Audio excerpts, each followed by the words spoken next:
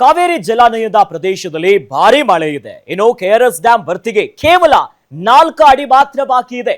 ಯಾವುದೇ ಕ್ಷಣದಲ್ಲಿ ನದಿಗೆ ನೀರು ರಿಲೀಸ್ ಆಗುವಂತ ಸಾಧ್ಯತೆ ಇದೆ. ಜೂನ್ ತಿಂಗಳಲ್ಲೇ ಭರ್ತಿ ಆಗ್ತಿದೆ ಜಲಾಶಯ.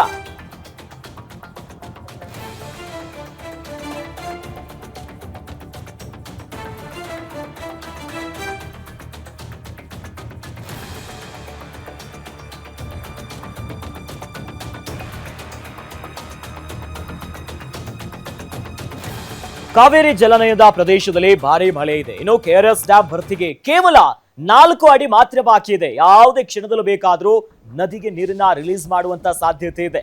ಮತ್ತೊಂದು ಕಡೆಯಲ್ಲಿ ಜೂನ್ ತಿಂಗಳಲ್ಲೇ ಭರ್ತಿ ಆಗ್ತಿದೆ ಜಲಾಶಯ. 45 ವರ್ಷಗಳ ಬಳಿಕ ಜೂನ್ ನಲ್ಲೇ ಭರ್ತಿ ಆಗ್ತಿರೋದಿದು.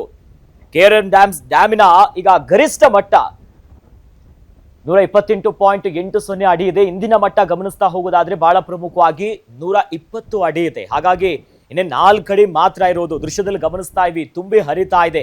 ಯಾವುದೇ ಕ್ಷಣದಲ್ಲೂ ಬೇಕಾದ್ರೂ ಕೂಡ ತುಂಬಬಹುದು. ಯಾಕಂದ್ರೆ ಒಂದು ಕಡೆ ಮಳೆ ಇದೆ, ಮಳೆಯ ಅಬ್ಬರ ಕೂಡ ಜೋರಾಗ್ತಿದೆ.